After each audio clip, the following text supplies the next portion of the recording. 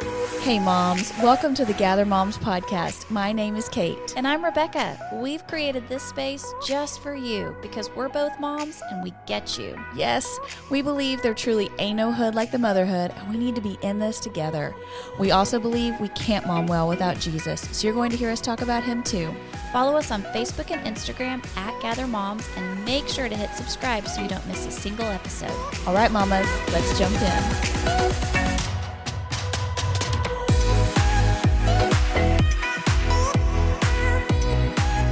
Hey, Gather Moms community, Giving Tuesday is here.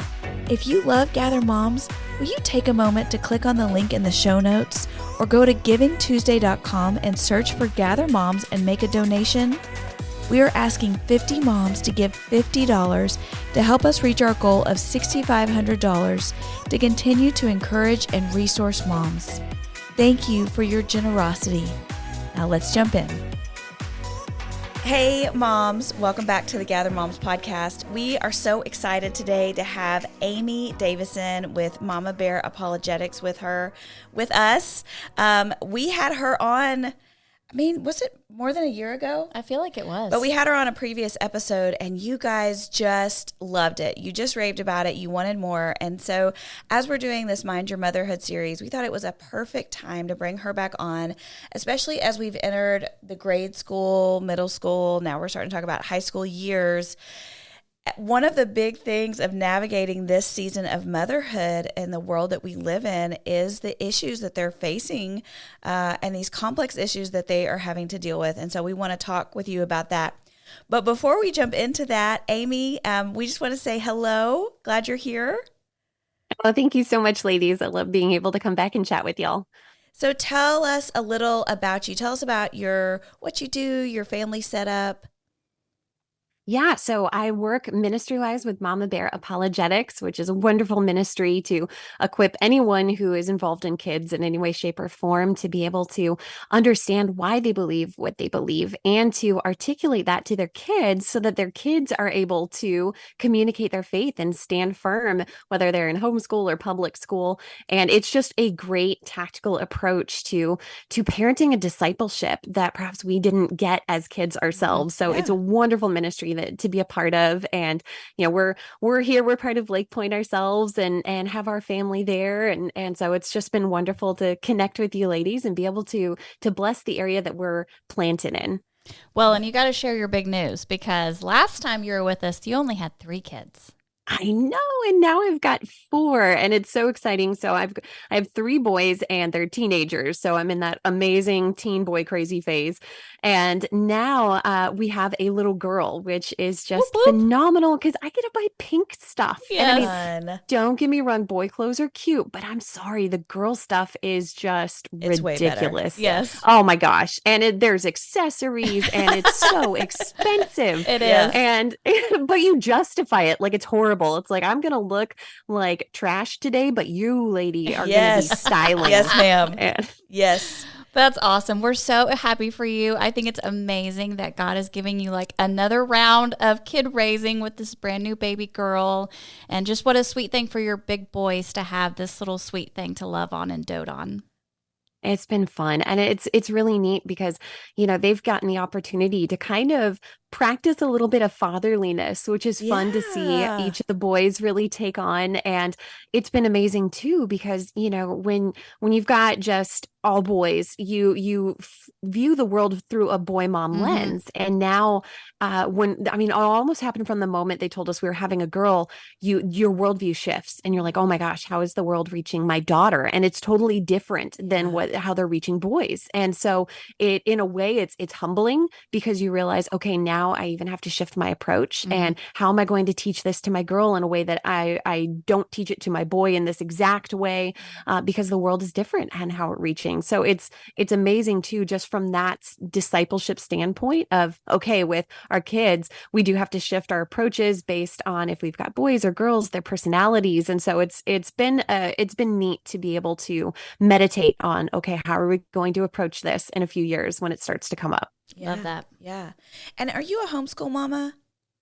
I was homeschool mom. I've got my kids currently in public school. I've taught in a private school, and we're actually this time around, we're thinking, well, we might do the homeschooling route. We got Okay. to kind of see. So that's one thing that's been unique about this year is my oldest, he's in 10th grade, and he encountered critical race theory in Yeah. school, and Yeah. it was taught in a classroom. And so we're like, okay, this, we addressed it and discussed through it, and it's awesome, awesome opportunity to have great discussion with my son.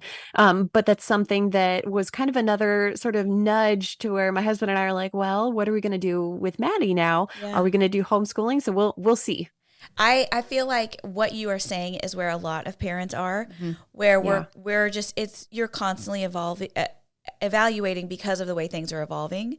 Yeah. And even for us who have been public school all the way, we're at a place where we're kind of going, okay, this year we're re-upping with public Yeah. school, but it's on the table more than ever to consider other options, really based on the conversation we're going to have today. And hey, since you mentioned critical race theory, can we start there? Yes. Yeah. Would Yeah. you define for us? Here's one of the things I feel like with critical race theory. I think that the language around it is very confusing, Mhm. and to different people, critical race theory means different things. So, how would you define critical race theory?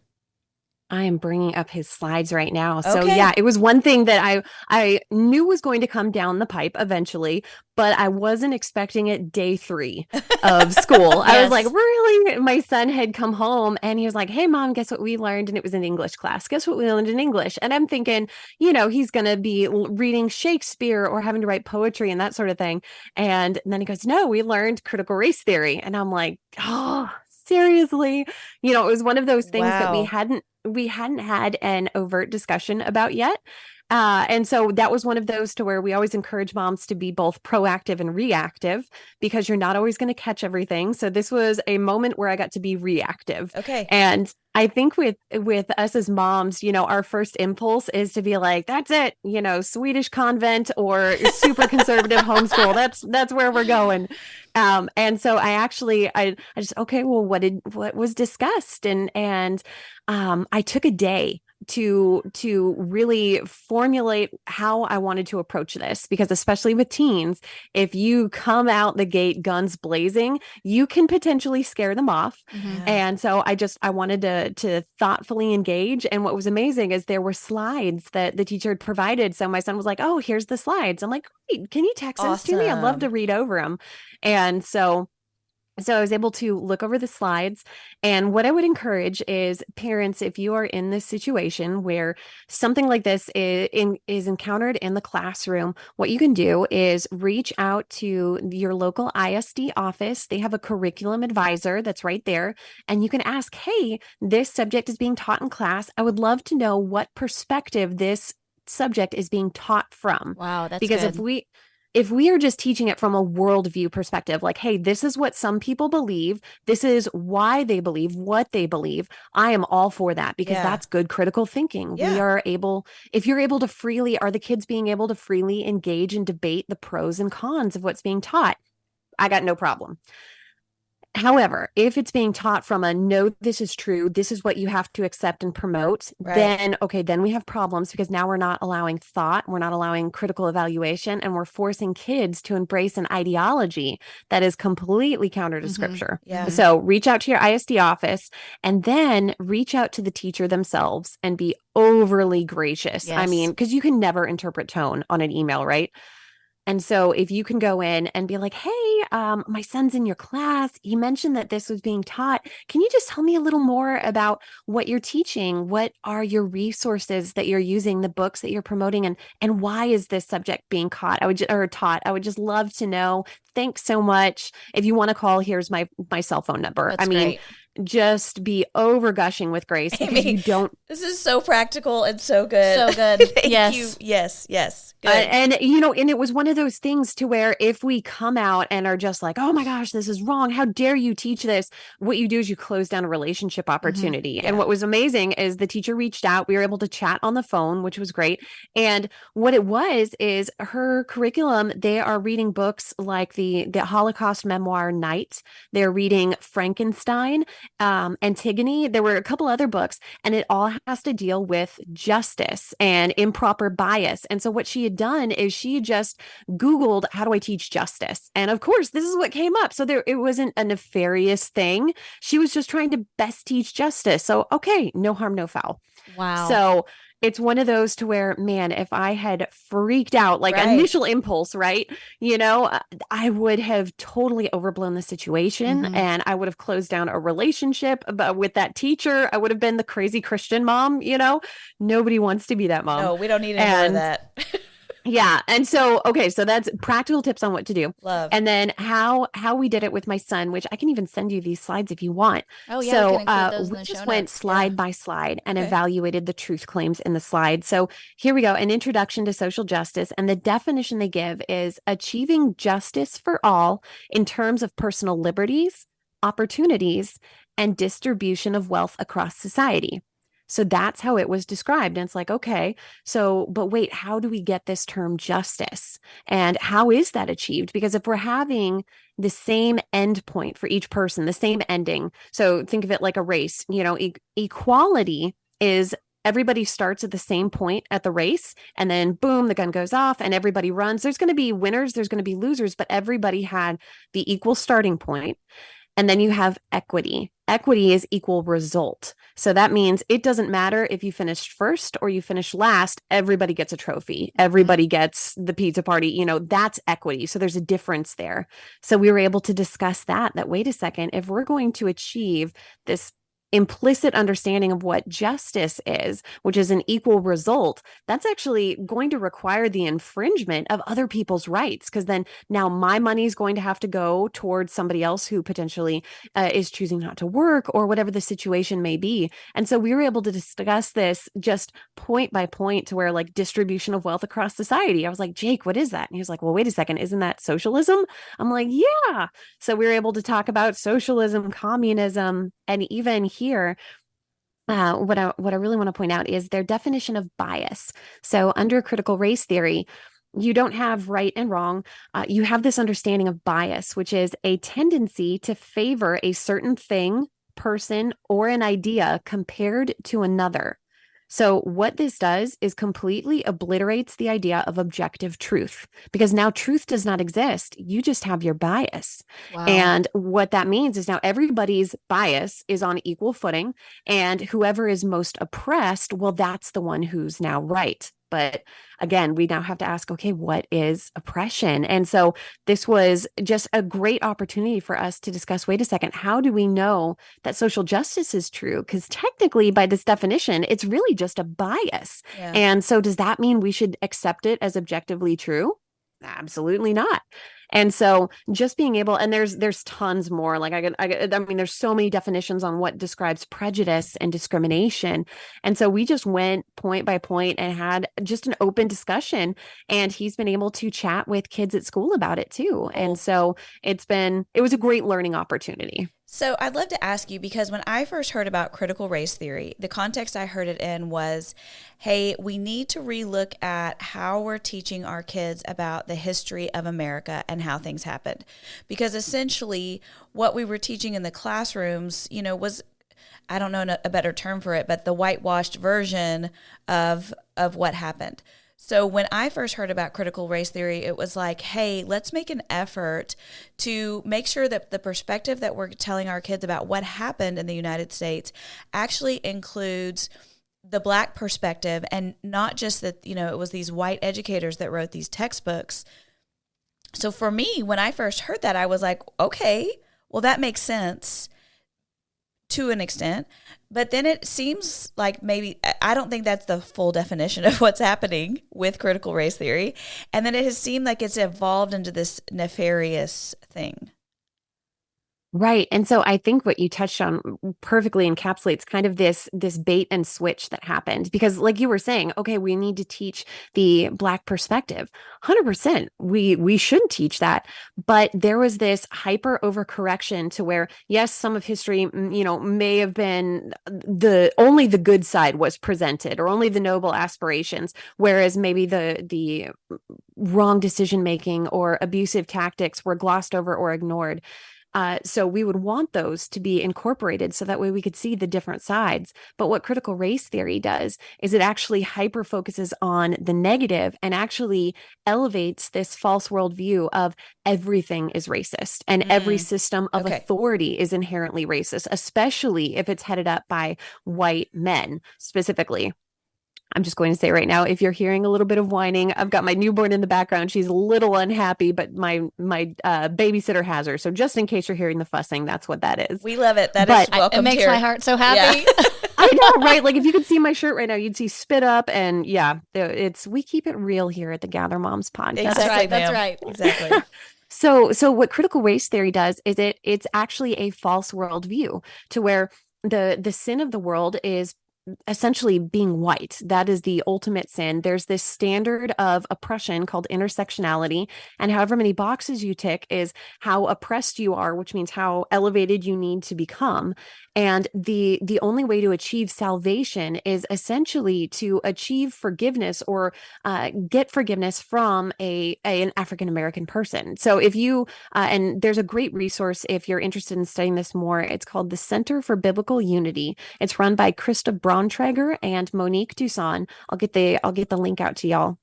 And they cover this so well on how you have to essentially achieve forgiveness from a Black person, but it's not something that you maintain, because you could do something, you could say something, you could, kind of do a microaggression of your perceived privilege, and then all of a sudden you've fallen out of grace. So it's nothing that you actually maintain. And the only way for justice to be served is if the oppressed people group rises up against the oppressor. So it's very Marxist in nature. Yeah. And the rules are always ever shifting. The definitions are shifting to where even now within critical race theory, you not only have to try and elevate African Americans, it's you have to elevate, promote, endorse, embrace, and defend the LGBTQ community. Right. Otherwise, you even lose your standing as a quote unquote good Black person. So Jason Whitlock, he's a podcast host. He runs an amazing podcast, African American man, and he is very frustrated, especially with CRT, with that aspect. He goes, wait a second, why does my Blackness now have to hinge against these other ideologies? So even me, I can't even maintain my own basically nationality or credit within our community if I don't embrace all these other things. So it's a very broken worldview, but it sounds very attractive because it allows individuals to kind of play the savior role, play the hero. Well, let's advocate for the people who are oppressed. Yes, that's great. We should. However, we first need to ask, is this actual oppression? And are the ways in which I'm seeking to alleviate this oppression actually good, helpful? And if they're true, and if they're not, well, then we've got a problem. We're jumping on a bandwagon here of a false worldview that is directly contrary to the biblical worldview. And a lot of folks aren't seeing it. Wow. Well, and as a mom, like I already feel overwhelmed. All the words that you just said, right? All the things that you just said. If I am not someone that's very knowledgeable about it or read a lot of books, my kid would come home and I would feel helpless. So what would you say to a mom of a teenager that her kid's facing it in school or wherever they might be? Do you say, hey, study a little bit, read up, figure out, what the truth is behind this? Or would you just send them to another resource to say, just take this information and feed it to them? I would say you would want to study it with them together. So perhaps the first question is if they come home from school and they say, hey, Mom, we're learning about this. One of our first questions should be, okay, what resources are you going to? Because where they're getting their information, everybody's got an outlook. Everybody does have a bias, mean their own perspective on it. And so depending on where they're going for information, they could have a very balanced view or it could be a very one-sided view. TikTok is notorious for being incredibly one-sided, but they hyper focus on emotions. And so our kids could be caught up in this emotional appeal, which, yes, we can empathize with emotion, but we should never let emotion stand in the place of truth. So ask, hey, where are you getting this information from? Have you seen videos lately on this subject? And then go and watch the things that they're watching or survey the content that they're surveying. I was able to look at some slides, We've seen some TikToks before. And then don't be afraid to take some time to do a little more digging. Like that Center for Biblical Unity, she's got podcasts, she's got blogs. It's a great place to take a few moments to refresh yourself on some things. And then don't feel bad about interacting with your child on this. Like, oh, they're using the term justice. What do they mean by justice? Or what is meant by oppression or equality? And just have a good discussion with them, because what that does for our teenagers is that says, hey, mom and dad, we are nurturing you as our child, but we also want to launch you into being a healthy, well-thinking adult. Yeah. And so as teenagers, we get to now shift from kind of making decisions for our kids to now helping our kids make decisions and sort of being alongside them, walking alongside them, sort of like an on-the-job training situation. So do research, discuss, listen to podcasts together and pause it and be like, hey, okay, this point was just made. How do you think this would be received in the material that you read or the video that you saw? These are all just great ways that you can study yourself as well as helping your child along the way, because you don't have to know everything to have good, fruitful conversations with your kids. So That's as great. an overworked, mom who is running on the Holy Spirit and coffee, Yeah. it's one of those things that, Satan loves to say, well, you got to know everything and you don't know enough, so you can't disciple. No, ladies, that is just a way that Satan tries to silence you. And instead, nope, we're going to look at a few things. Just pick one thing. Let's just look at justice, or let's look at this concept of equity. Or how does CRT view the family? Because originally the Black Lives Matter movement, on their statement, kind of like their statement of faith, it's basically the pillars on which they were establishing their movement upon. They have since taken it down, but they were very clear at the beginning, before they removed it, that they were all about obliterating the static family units. Wow. The mom, dad, children, no, all of that needs to be obliterated, because that's just a form of privilege. And so instead, we just need to embrace all forms of family, which, yes, we need to build up our community, but to destroy the family unit, which points back to God's relationship to the church, that's deeply problematic, especially within the Christian community. If you came to the Gather Moms Podcast Live event, you got to eat Cane's chicken strips and fries and didn't have to share it with your kids. Did you know that Cane's donated that to our event because they believe in all that Gather Moms does for mamas? They want to help your organization too. If you have a golf tournament or fundraising event and need prizes or meals, reach out to Cane's by going to canesandcommunity.com. All you need to do is create a profile, complete the information with how Cane's can support you, and someone from their team will reach out. Cane's loves to help the community, and they want to hear from you. Go to canesandcommunity.com today and let them know what you need. Now, back to the show. Well, I think what you hit on that I thought was really interesting is you talked about emotions. And I feel like a lot of what's happening in our world today is emotionally driven. And so I love what you said about taking time to research yourself, that you don't have to engage in that moment, because your kid may come home emotionally driven from what they've been taught. You may become emotionally driven from what you didn't think was being taught. And so I want to know what you think about that idea that the world is trying to manipulate the feelings and emotions of our students, almost to portray that truth is relative, like it's however you feel that day. Absolutely, because it's an easy way to manipulate our kids. It basically turns our children into puppets, like marionettes that can be manipulated. And it starts out because that's how our kids start thinking. I mean, when our kids are little, they react emotionally. That's that amygdala part of the brain. It's that emotional, oh, this looks fun, let me jump off the couch, or, do this thing. And, as a parent, you're saying, what were you thinking? And the kid goes, oh, I don't know. And they're being 100% honest. They genuinely weren't thinking, because they were reacting emotionally. It seemed like a good idea, so why not go and do that? And so that's just the normal way children are taught, or how they think, I should say. But then through trial and error, through discipleship of the parent, kids learn to think critically, which is that prefrontal cortex part of the brain, which develops later. With boys, it doesn't finish developing till age 26. And so girls develop a lot sooner, which is why girls always seem more mature than the boys do. It's just because their prefrontal cortex, that good critical thinking, that's the part of the brain that weighs the future implications of the actions they're about to commit. That's what that part of the brain. And so, if our culture can groom kids to only think emotionally, to only react via the amygdala, well, then they can totally co-opt them into all sorts of false ideologies. And yeah, every time we deviate from God's design, there has to be a place filler. So we have, C.S. Lewis calls this our God-sized hole. When we pull away from God, our thinking can become futile, or it will become futile. And so we have to find this alternative standard for what determines truth. And it's always going to be a warped, flawed view because it's not aligned to God, who is truth. And so with our world, their place filler is emotion. Oh, if it makes you feel a certain way, if it makes you feel good, then it's true, right, and moral. If it makes you feel bad, well, this is harmful. This is false. And our culture today has completely shifted into, we no longer have truth and falsehood. We have truth and harm. And the reason they're hyper focusing on harm is because harm elicits that I want to rescue. I need to immediately stop this.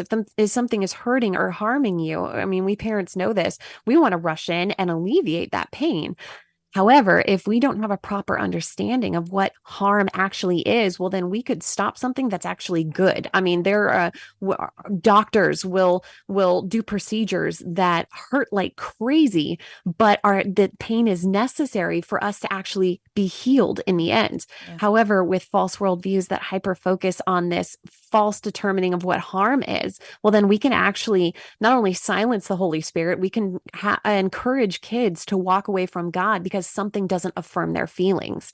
And so that's why with kids, especially when teenager hormones hit like crazy, we can say, look, feelings are real. What you're feeling right now, I understand it. Yes, it's happening, but is it true? And that's where we shift that thought process from amygdala to prefrontal cortex. Is what I'm feeling true? Does it affirm who I am in God and my image bearer status as made in the Imago Dei? Does it align with truth? And if not, okay, well then this thing that's causing this emotional reaction, we need to now keep it in check. So there's a great quote in our first Mama Bear book that says, emotions are a great check engine light, but a terrible GPS. Yeah, and that's what we need with our kids is to recognize, baby, your emotions are a check engine light. That's to say, okay, what is causing this? Why am I feeling this way? What's true? What's false? How do I healthfully and biblically respond to this? And if I'm feeling overwhelmed, who can I go to for help? Yeah. And so that's that check engine light, rather than saying, oh, this is a GPS, because that's what TikTok and Snapchat and all of those want to elicit in our kids is, oh, you feel emotionally stirred up by this? Well, cool. Let's just run with that. And now you need to be an advocate and you need to help out and, go along with this movement that could potentially lead them away from God. Well, it's so interesting that you talk about that, especially when you think about how social media speaks into it. Because, let's say a kid innocently comes across a TikTok that's talking about one of these issues, but they watch it or they drop into the comments to see what other people are saying, or they go check out that person's account or something. Now the algorithm is feeding them more and more of that content. And so it can become this like, oh, this is the message. This is what everybody's thinking. This is what everybody's believing. And it can start to feel to them like, okay, this is the accepted way of thinking about this or believing about this. And it becomes ingrained. It's so funny because I experience the same thing. Like, I'll be watching TikToks and something happens in my life outside in real life. And I'm like, oh, I saw that on a TikTok. Like, because that's how you do, you're fusing these things together. And so if your feed becomes about these political, social issues or gender or race, then it just starts becoming how you view and see the world and see interactions. Absolutely. And you highlight something so perfect. So, for Mama Bear, we're doing podcasts ourselves, and we were doing research on the Israeli-Palestine conflict. Yeah, I saw that. And we were watching TikToks, and one of the ones that came across was this, very attractive young influencer, and she's saying, look, regarding this Palestinian issue, you have to be silent. You have to listen to what the Palestinians have to say. You cannot question our tactics on how we deal with our oppression. You have to now speak for us and advocate for us. And this is actually directly in CRT. So how do you make a difference under the section of how do I make a difference? One of the things it says is to subscribe to and follow social justice-based organizations on social media. Wow. So now what kids are being told is, one, don't question anything. And if you're ever a part of any organization where it says you cannot question what we do, okay, well, there's a problem there. Um, red flag number one. Yeah. But that's what they're telling these young people is do not question. If someone says they're oppressed, then they definitely are being oppressed. And you probably are part of the problem, especially if you haven't advocated for us, because then you are silently complicit with what's going on. Yeah. And so they're saying, be silent. Listen to what everyone's saying. Do not question the tactics, meaning the way in which they deal with their oppression. You cannot question how we address it, and you have to get on board with us and now advocate and protest. And it's crazy because you'll even watch the news and you'll see interviewers asking people, oh, why are you here? And all they're doing is quoting slogans because they haven't thought critically. Instead, they're reacting emotionally. Many of them are. And then when you look in CRT, which it says, okay, now for you to be part of the solution, you have to now tailor the information you are receiving from a pro whatever stance, a pro CRT stance, a pro Palestinian stance. And you now have to get involved. Another thing it says is you have to, go to these companies and organizations, give them their money or your money, protest with them. I mean, that's what's being told to these kids. Yeah. And so you basically, you have to drink the Kool-Aid. Yeah. And what's crazy is when you look at the formula of it, it's very cult-like in nature. Okay. Is, oh, you can be part of the solution. Only if you do these things, only if you don't question, only if you embrace everything we tell you. And we're constantly going to be shifting the goalpost into what you have to agree to. And if you question it, well, then you're tossed out. You're ostracized from the community. And for a kid, especially our children, one of the big differences with our generation and our kids is they've never known a day of their life without social media. And social media is highly tribal. And our kids are groomed to want to not only gain followers, but to be accepted within that group. So many kids will, without thinking, just follow along like the Pied Piper and say, oh, you're right, I'm going to go along with it because I don't want to be an oppressor. I don't want to be a bigot. I don't want to be part of the problem. Right. And so what we do as parents, our responsibility is, wait a second. Is this actual oppression? Is this actually a solution? What actually is the problem? And stopping for a moment and helping our kids think through the situation, which takes longer, but it is vital because we are never going to be able to keep the world out of our kids. We have to engage and equip our kiddos to navigate within the world. And to do that requires them to be able to effectively wield the armor of God. And that requires training. And so that's why we as parents, we're proactive about what we know is coming. And then we healthfully and biblically are reactive to what ends up coming in, so that way our kids see a proper example of how to handle contrary issues and contrary worldviews, and then how to healthfully and biblically navigate that situation within their own social setting. That's good. That was one of our questions we wanted to ask, because I think even in a godly biblical family, you're going to have your kids come home and have this idea that's not biblical, that's not true. And so as a parent, what do you do? Do you shut it down immediately? Do you give them some space to explore it themselves, almost like hoping that they're going to come back to the true conclusion? Or do you change your tactics and try to approach it differently as a parent? What would you encourage our moms to do? Tactics all the way, because if you allow your kid just to explore it on their own without guidance, then what you're doing is they're in the battlefield right now, and you are abandoning them on that battlefield. Okay. And you are not helping them alongside. Whereas what our kids need is, for us as parents, we got to recognize that our kids, from the time they're little, they're on the battlefield. It just is marketed them in different, easily accessible ways. And then what we need to do as parents is come alongside them. And we are stronger, we are wiser, we have had more experience and time within the Word of God, more than likely, to where we can go out and say, okay, what are you encountering? Okay, how do we react to that situation? And then there are times where we as parents, we step in front of our child and take the battle head on ourselves and say, okay, my little one is not emotionally, developmentally ready to act within this setting. So don't be afraid, parents, to step in when needed. I encountered a grandmother who her 8-year-old granddaughter came home and said, well, I want to be a boy. I'm actually a boy. And the parents went to the school and said, what is going on? We do not affirm using different pronouns or transitioning our daughter. What happened? And what ended up being the case is this was an only child who now went to public school for the first time and was no longer the center of attention. So she was feeling a bit left out, but her teacher would throw a party every time one of her students transitioned. They would have a transition party, and the little girl wanted a party. And so the grandma was like, what do we do? And it was like, okay, in that situation with this little girl, she's emotionally vulnerable. I had asked her, she's a very empathetic child as well. So I was like, in this situation, this would be a good situation to pull the child out of school for a time, because she needs foundation. She needs a firm foundation. Right now she's emotionally vulnerable, and she's in a setting that is going to cater to those emotions to manipulate her into a false worldview. And she is not developmentally ready to handle that yet. Wow. So pull her out, but strategically equip her with a foundational understanding of who you are, what is male, what is female. Build her up in that setting to where, okay, maybe at a later date when she understands the worldview better, when she understands how to stand firm and who she is, then maybe she can go back into that setting and be fine. But it's one of those to where we as parents, we have to be aware of what's going on and be aware of our personalities of our children, and then be bold enough parents to step in and pull our kids out when needed. Yeah. So I've encountered another story of a 13-year-old girl who decided, oh, I'm going to transition. And it turned out it was because her friends started transitioning. So there's this cluster case scenario. She had been going online to a lot of these Reddit boards and Quora boards that were saying, oh yeah, if you feel uncomfortable in your body right now, it's because you're trans. And no, it's you're 13 and going through puberty, and puberty is awful. Like nobody is comfortable at 13.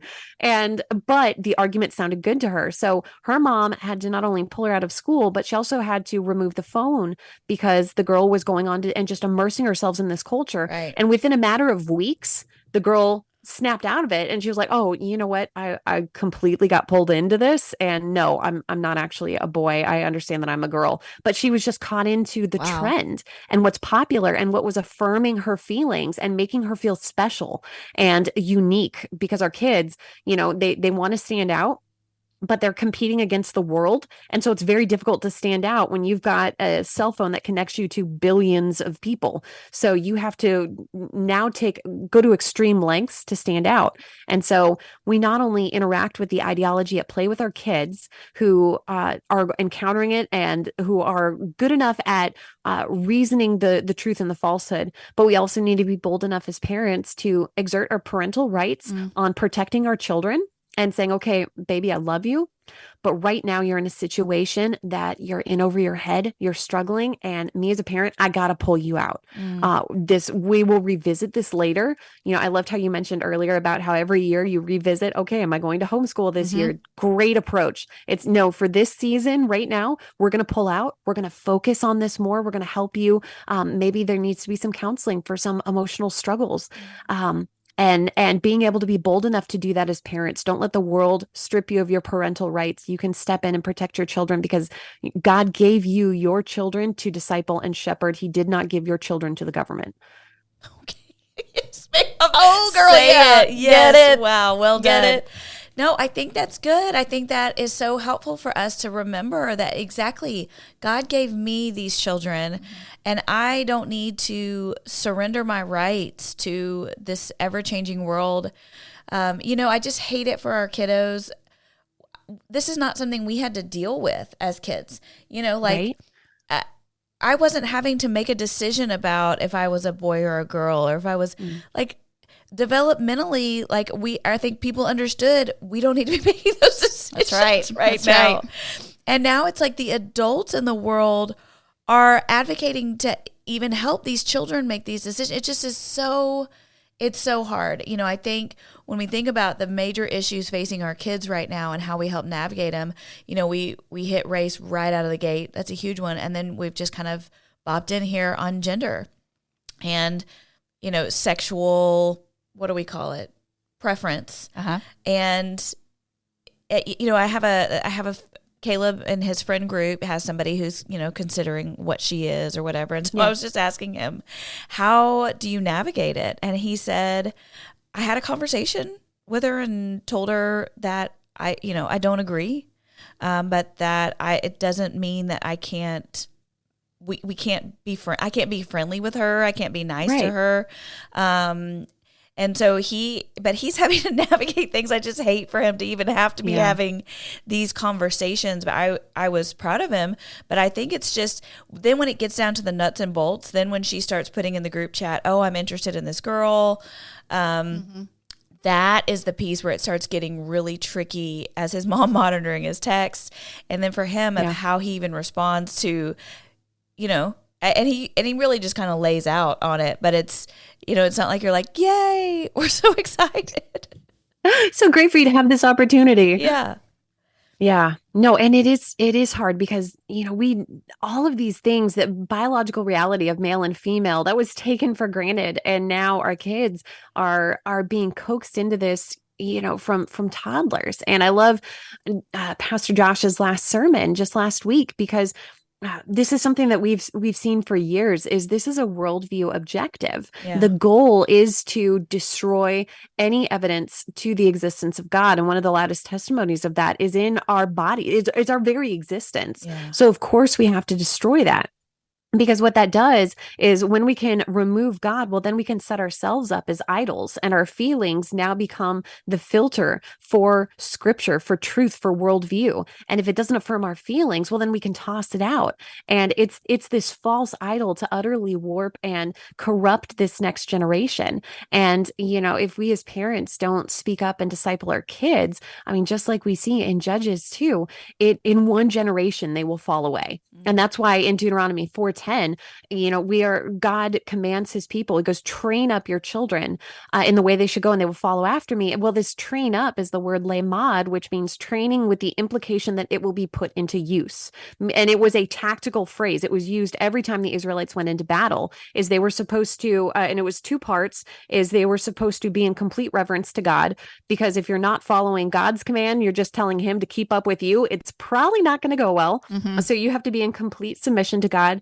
And then you also need, for lack of better phrasing, tactical butt kicking skills. You need to know how to navigate culture. Yeah. And so that's what we as parents are commanded to do, is to engage our kids to interact with culture, which means we have to be having conversations that we do not want to have with children at ages that we're like, you are way too young to be knowing what this is, or to be experiencing this, or having a friend wrestling with this. But this is the world we're living, and God put us in this world at this point in time for a reason and a purpose. Yeah. And so what do? That means, you know what? And we need to be discipling actively our kids how to navigate this situation. And it really expands how, these conversations are not a one and done conversation. This is lifelong discipleship that is ever shifting depending on what their friends are going through. So if we are watching the kids' texts and being aware of what's going on in culture, and even asking, hey, what are your friends going through? What have you heard lately? We can then stay abreast of what's going on better than if we were completely blind and not interacting at all, and helping our kids navigate these situations so they can show Christ to their friends, because they're going to have more opportunities to do so than we will. That's so good. Hey, she mentioned Pastor Josh's sermon. We do go to Lake Point Church, and we will, I feel like that was really fitting for what we're talking about here. Yes. So we'll drop the link to that in the show notes too, so that you can listen. And Amy referenced so many great tools and resources, and so we'll make sure that you have those in the show notes too, moms. Amy, we're so thankful. We're so thankful for the work that you're doing in this space to help empower parents to take back the conversation, to have ownership, that we take back our kiddos and don't leave them just to the wolves to figure this out on their own. Thank you for helping guide us in this conversation. We're so thankful for your time with us today. Oh, I'm so grateful to be able to be with you ladies and to share. And yeah, this was wonderful. Okay. And I just want to say, as a mom of teenagers that feels sometimes very out of the loop, it is so kind of you to do all the research and study. And so that when I go to your resources, I can know that you're someone that loves Jesus and loves kids. And so moms, I just want to say to you that, if you feel like you don't know what to do, then find resources like this, like Mama Bear Apologetics, where you really can go and feel equipped and feel knowledgeable. Because if you were just to go into a library and try to find a book, it would be so hard. You don't know what you're going to get. You don't know what you're going to get. So we cannot say enough about Mama Bear Apologetics. It is a place where you can find the truth of God's word, but also practical ways to implement that in your home. Yes. Thank you so much, Amy. Thank you, ladies. We're so thankful for Kane sponsoring this episode. And for our daily toast today, we want to toast Mama Bear Apologetics. We are so thankful that there are people out there doing the research for us. And because they have a biblical worldview, we know that they are coming to the truth. And that truth is what is helping us as moms equip our kids with the truth. So we just want to give a toast to Amy Davison and her team who do so much work to prepare us for what's happening in our world right now.